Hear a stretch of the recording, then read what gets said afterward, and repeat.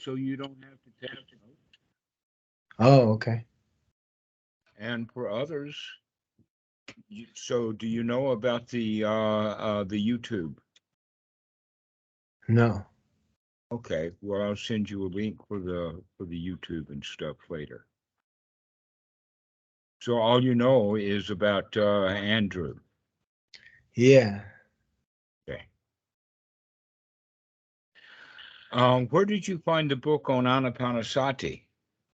I wandered into a one of those kind of like schlocky mindfulness bookstores in New York near Union Square when I I was see. like 20 years old.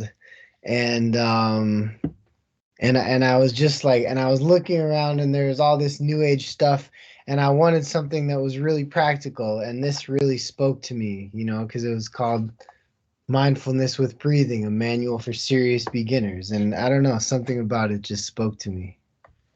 Okay. Well, I'm familiar with the book a lot.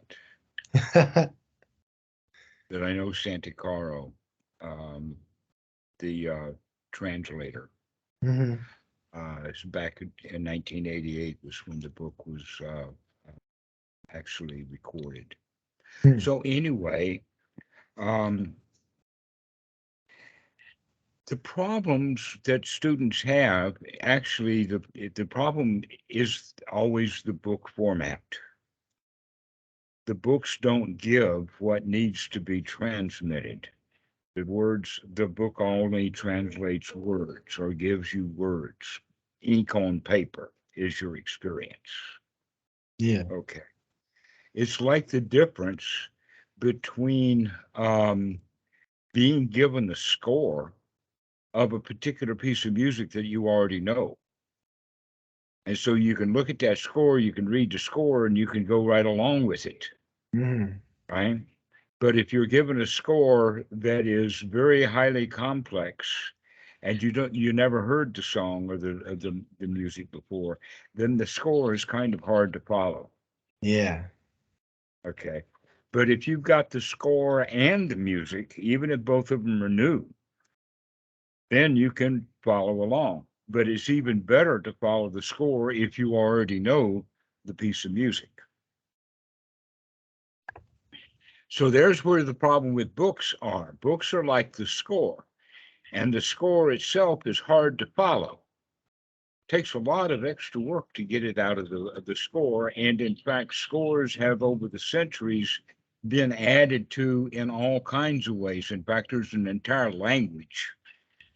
Mostly it's Italian, as you know, with Allegretto and Rubio, and just on and on and on, the language that's there to try to talk about what to do with the music. But the best way of understanding that piece of music is by listening to it played.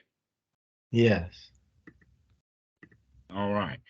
So this is basically what we need to understand is Ānāpānasati is very much like music. That I've got a kind of a musical background myself, and so we'll be using music as examples a lot Hmm.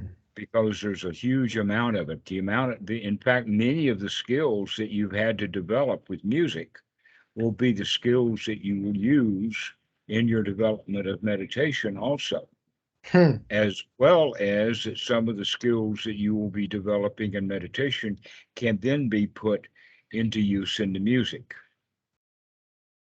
And you'll be the judge of that. You'll have to figure out all of that yourself Hmm. in those practice sessions, either practicing the violin or practicing Ānāpānasati.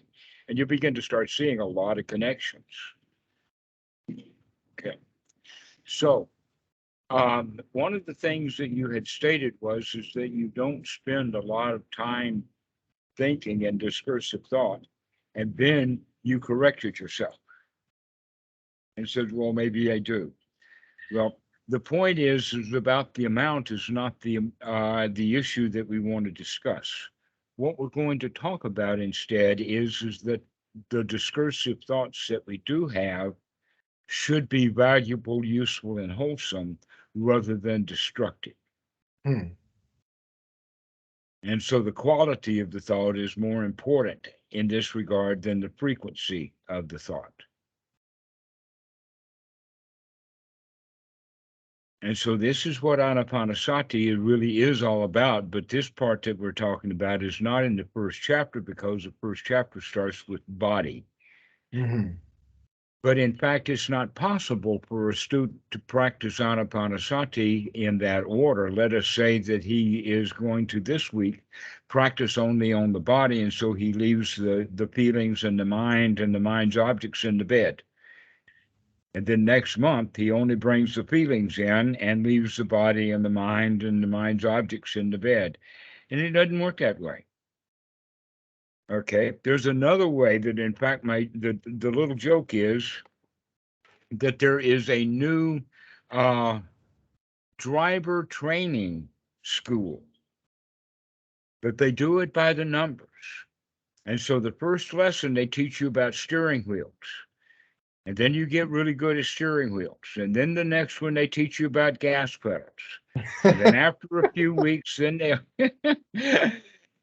you see where this is going, right?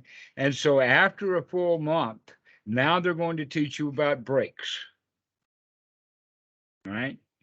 This kind of school is not going to last for very long, because no one learns to drive a car that way. We actually have to learn to drive the car by learning how to put these things together right from the very beginning.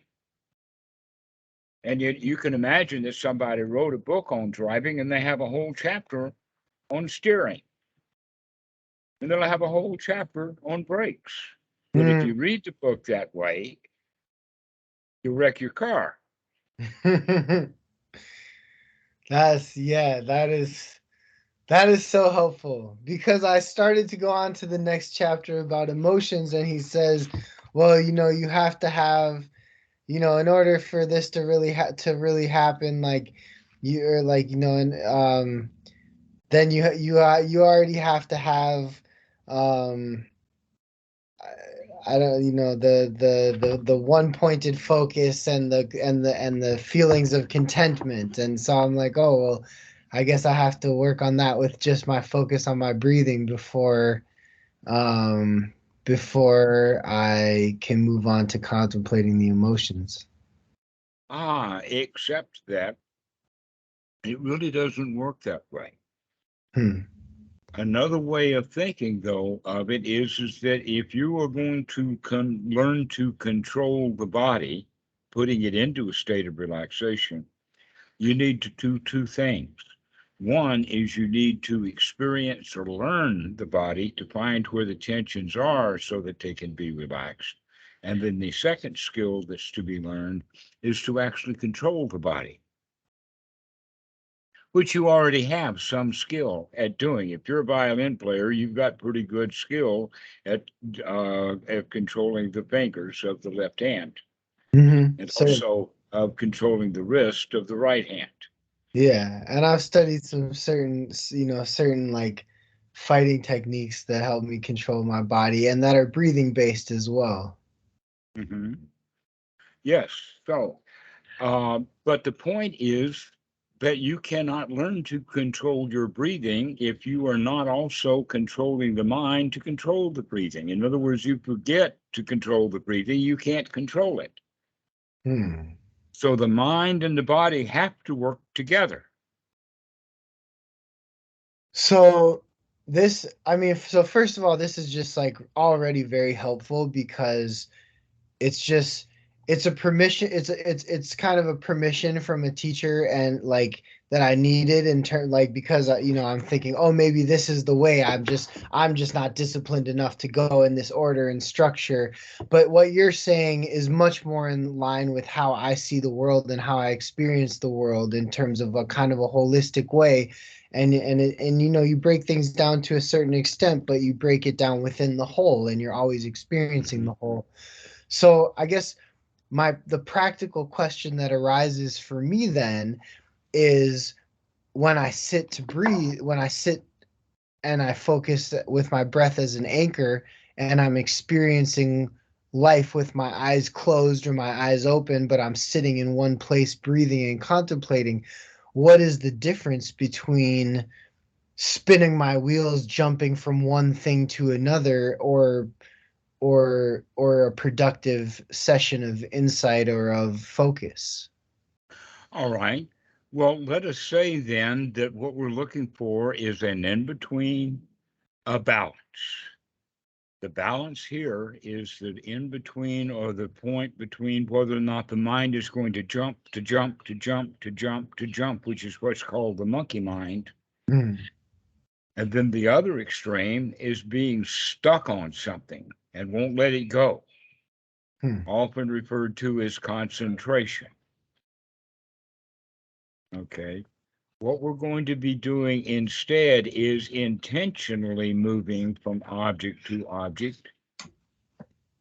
And the objects that we're going to be going from are the objects that are listed in the Ānāpānasati Sutta.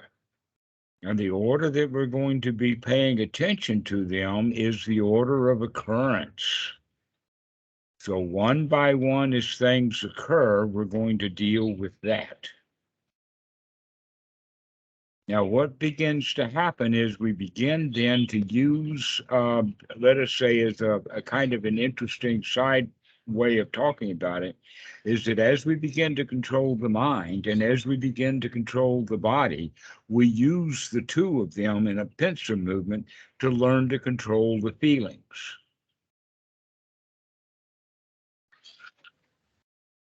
But that's not the order that they're in the Ānāpānasati Sutta, but that's the order in which we're going to be working with them. That in fact, a better order to understand, if we've got to have an order to it, let's look at the Eightfold Noble Path and the 7 factors of enlightenment for our order, rather than which part of the body is more important or should be done first. Like the body, the feelings, the mind, and the mind's objects are all part of the inner system in there. So that's what's there, but that's not the order in which we're going to operate. The order that we're going to operate is actually more referred to in the Eightfold Noble Path. And I'll give it to you like this, that there are 2 or 3 points that come first. And that is, number 1 is sati. We talk about it as Ānāpānasati. And also, sati is on the item on the Eightfold Noble Path. We also talk about Ānāpānasati fulfilling the satipatthana, the 4 foundations of mindfulness. And then we have sati and the 7 factors of enlightenment. So sati is pretty important in here, especially in regard to the Eightfold Noble Path. Right noble sati can be thought of as waking up, or remembering, in the sense to remember to be here now, as opposed to being in thought about some other place, some other time, in the past, in the future, another city, another person, wherever with the mind takes us. We're going to intentionally remember to come back to this present moment. It's very, very much like a violinist playing a concerto on the stage with the orchestra, and all of a sudden he starts thinking about the fight he had with his girlfriend. The likelihood of him making a mistake is high now. He might, in fact, get so angry he throws the violin on the stage and storms off, yelling her name at the top of his lungs. People can go that nuts, okay? And we want to make sure that if we can restrain ourselves and don't do that while we're actually in performance, maybe we can learn to do that with that while we're not, while we're sitting on the meditation cushion, and not go berserk there. To not start thinking about something else that we're not doing.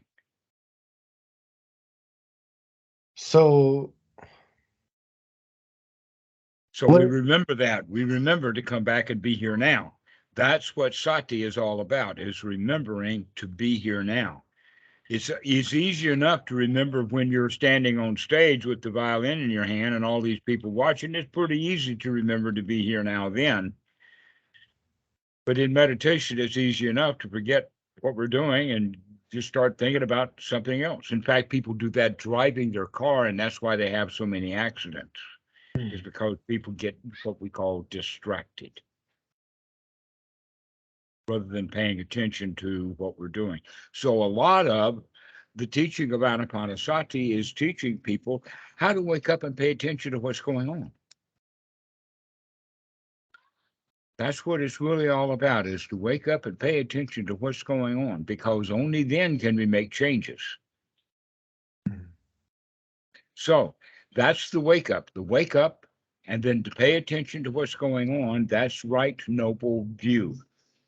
A lot of people think of the Eightfold Noble Path as the right view, is a viewpoint or a way to view the world or a world view. Right, or To like where, a morality or something. to So where that's here we're very talking about tricky. right noble view is to look, to view, to note right now, to look at what's going on. That's what we mean by right noble view, not holding a belief. So that's what we're going to do. We're going to wake up and look. Or an example of that with the senses is to wake up and smell the coffee. To wake up and look at what's going on. That's the first steps. The third step that comes in there is what makes all of this meaningful, and that is that the third item is right effort. One's Which I right think is where effort. I'm struggling the most right now. Okay, so one's right effort is right because it gets the results done, and it's right because there's very little effort. So the definition of right noble effort is the least amount of work necessary to actually get the job done. And so that means that we're going to make the job very easy to do. And then once we've done the job, we congratulate ourselves for having done the easy job. That was the only job that needed to be done. And what is that job? Is to come into the here now and start looking at what's going on now and come out of the past, come out of our thoughts, come out of our unwholesome thinking, and start having wholesome thoughts about what's happening right here, right now. This breath, this chair, this feeling, the feeling of the touch of the cloth, the feeling of the hair on the head, the feeling of the breeze on the face, whatever the sensations of the body are, that's what can be looked at and experienced and enjoyed right here, right now. Okay. And then where does thought come into that in a skillful way? Because just now when you In the skillful way, it begins to be what you would call a blow by blow description of what's happening right now. Back in the 1930s, they had radio and they had sports on the radio. And so the sports announcer would have like let us say, a boxing match. That's why they called it a blow by blow description. He's talking about a block and a right uppercut and over here and that kind of stuff. And so that's his job, is to give a blow by blow description. Now it's possible for that announcer, especially during the break, to start talking about his wife or his sister or whatever like that. Then the boxing match starts up again, and he won't shut up about whatever he was thinking about and start talking about the boxing ring. Now he starts talking about something else. So that's another example. So what we're going to do in our practice here is begin to develop this blow by blow description of what's going on right here, right now, in a Mm. very wholesome way. Like, So wow, this is a really good breath. I like this. This is really nice. you can, so in everyday life you can set the mind to dissecting a concept, to thinking about an idea, but in meditation the mind is just, in meditation you're in experience, and the mind is helping to enhance, or is, I guess, codifying that experience or verbalizing that experience, or And in a way, directing that experience. hmm.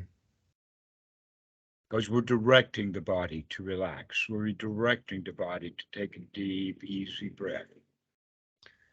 So when you meditate, you don't only observe everything, but you also have things in mind that moving the mind and moving the mind and moving the body in certain ways. Right. Your The what? key, the key word is change.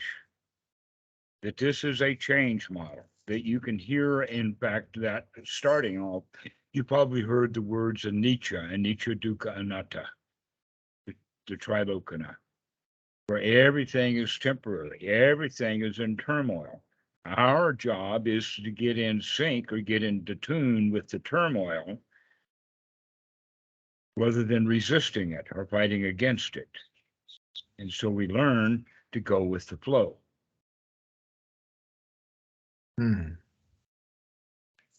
So this is what we're beginning to direct the mind, to direct the body into a state that we would like the body to be in: relaxed, easygoing, no tensions, no worries, no problems. And so we can tell ourselves those kind of words. An example would be also that we're safe right here, right now. There is nothing dangerous. There's no alligators on the floor. The bears are not in the closet. The SWAT team is not breaking in. The Russian mafia is not calling. Everything is okay. Well, you see, in our society, we spend a lot of time in fear. Musicians spend a lot of time in fear when there's really nothing to be afraid of. So what if you scratch a note?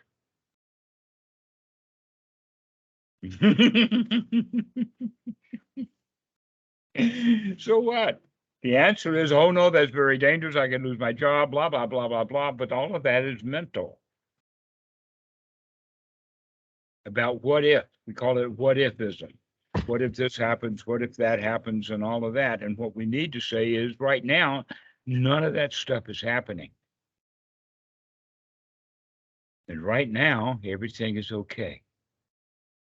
And so we're beginning to see that everything is okay. And we talk about everything being okay, no place to go, nothing to do. Life is easy right now. And I feel good because everything is easy. And this is one's right effort, is to put ourselves into that easy place. Hmm. So I don't have to when I'm meditating. It's not incumbent upon me to just accept whatever. I mean, I note whatever experience and I don't resist it and I'm honest about it. And but I can also, but it's not wrong to direct myself. No, it's absolutely essential for you to direct yourself. Otherwise, it doesn't matter whether you see that truck coming or not. You can't get out of its way. You're going to get run over anyway. Huh. No, we have to take the right effort just to step out of the way. Hmm. Okay. This has already cleared up like a decade of confusion.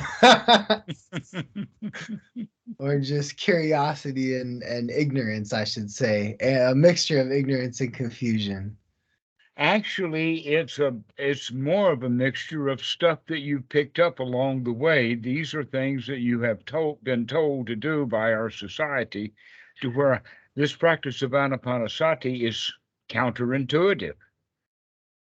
It's the direct cut. It's the straight path rather than going through all the turns and wiggles or whatnot the way that our society has it set up. It's just going straight there, to drop all of that stuff and take a deep breath and just relax. Once we relax, now we're going someplace, and the relaxation comes with having one wholesome thought after another. And so part of the practice then is to be on guard to make sure that the thoughts that we are having are, number one, in the here now, and number two, pleasant and wholesome. Hmm. So Okay. And yeah. you would do that with a kind of a blow by blow description of what's going on with the intention of joy. Now, the example with a blow by blow is that you're in a boxing ring with yourself. But in fact, what we need to do is to recognize that many times and stop the fight.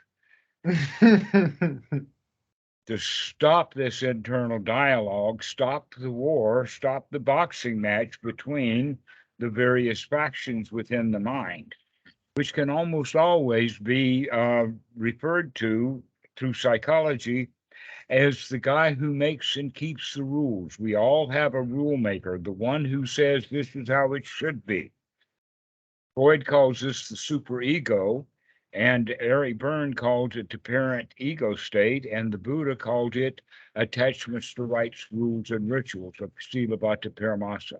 But there is a set of standards, rules, ways of doing things that we all have built up in the sense of, oh, if I followed all of the rules, then this would be who I am.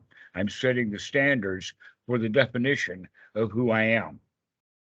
And then nobody is able to do that up to the standard. And so we all feel disappointed because we can't match up to our own rules and standards because we set the standards way up there. We were taught to put the standards way up there by religious people and whatnot. The very same guys that don't meet their own standards. Right. So don't let the hypocrites make your rules for you. You do that for yourself. That's what the whole teaching of the Buddha is that we can bring the whole teaching back down to just one thing. The Buddha teaches just one thing, and that is dukkha-nirodha. Now, that doesn't mean dukkha for years and years, and you study dukkha and you get a PhD in dukkha, and you see this dukkha, and it's like that dukkha, and then you start relating dukkha from here to yonder. No, dukkha-nirodha means is you see this as dukkha and you stop it right now. You cut it out right now. You throw it out right now and be free from it right now. That's the real teaching of the Buddha, is everything is oriented right now. To see that dukkha, to see that unhappiness, to see that misery, to see that fear, and to throw it out right now. And we throw it out with wholesome thoughts. The thought is, I'm okay right now. The thought is, there's nothing to worry about. I don't have to worry about that right now. So whatever worry comes to mind, we can say, hey, I don't have to worry about that right now. I can be happy instead. And we throw that worry out. And we come back and we stay in the present moment. Where all the action is. The real action is always happening right now. But the human being has got the idea that the action is going to be off into the future and I better be ready for the future, when we're in fact not even experiencing correctly the here now.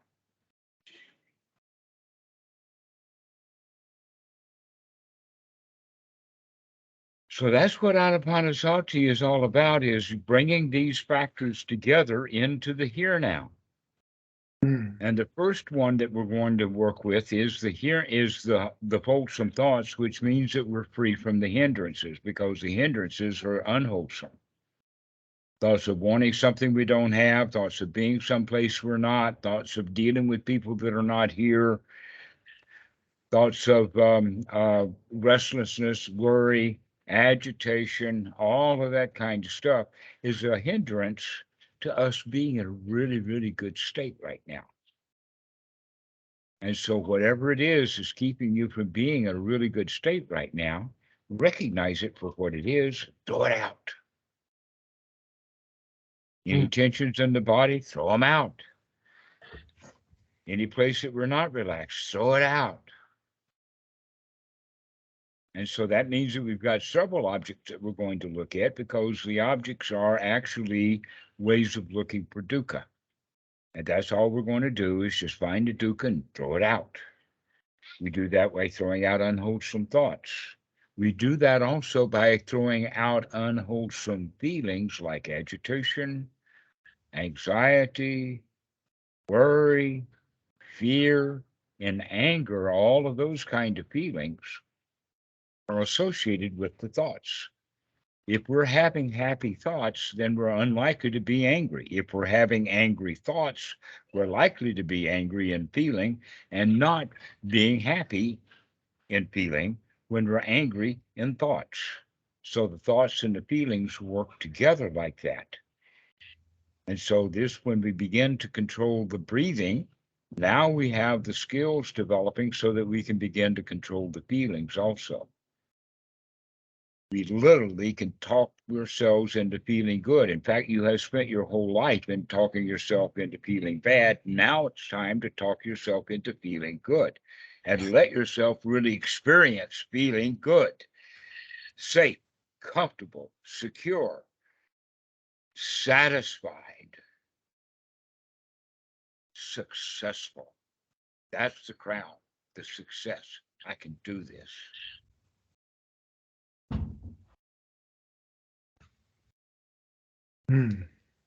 Yeah, great. These are actually a Four Noble Path. This is it. Right view, right sati to remember to wake up, the right effort that it takes, and then the satisfaction that we get from having taken the feelings from ordinary mental feelings into very nice feelings because we can talk ourselves into it. This is the Samma sankappa, or our right attitude. So with one's right effort, we develop good feelings, and the good feeling turns into an attitude of a winner, the attitude of, I've got this wired, the attitude of, yeah, we can do this. Mm. Here's an example of that in music. Imagine that because of what happened in high school and other things, a young 20 to 25-year-old musician winds up at Carnegie Hall with the Boston Philharmonic as a backup. And he's playing in public the first time Tchaikovsky's violin concerto, right? And he's going to be right there for it. He's going to watch everything. He's going to be making sure that he's going to be giving a quite excellent performance.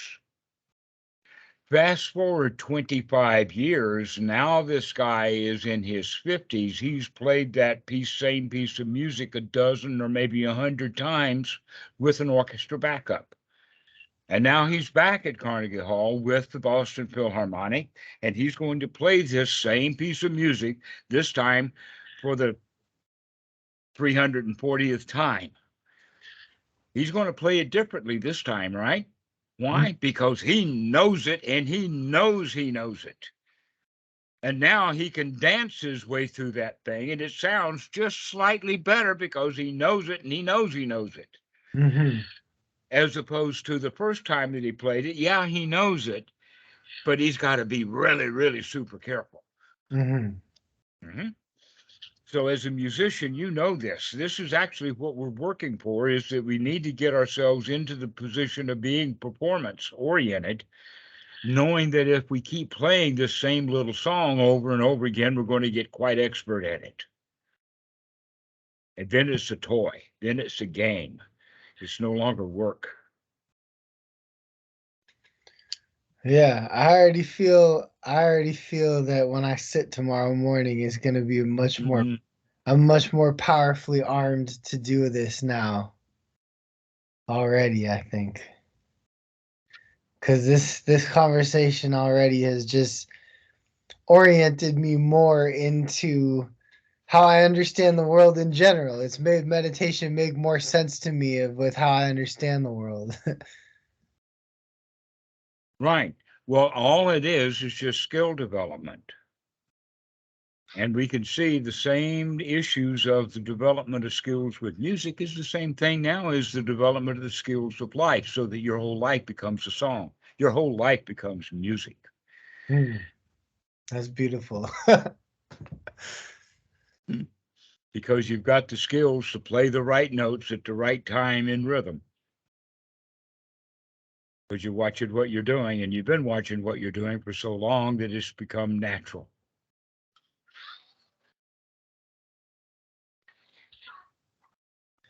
Yeah.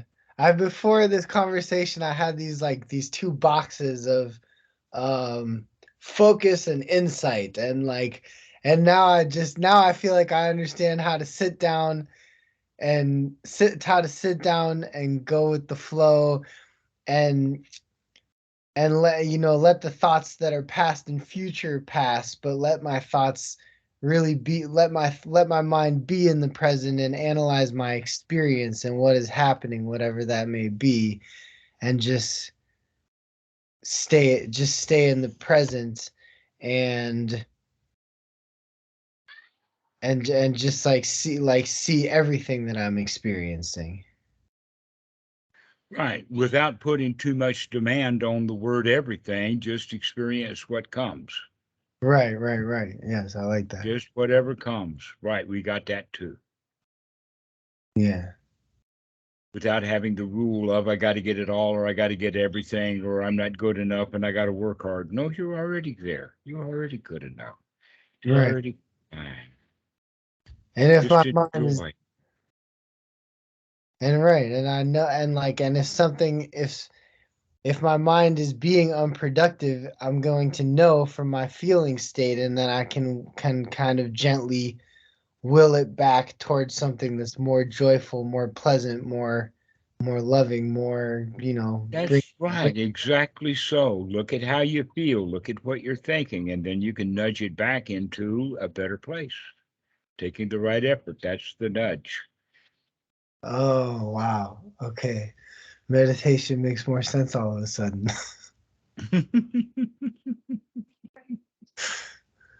Well, that's because I'm pointing out that the benefits are immediate.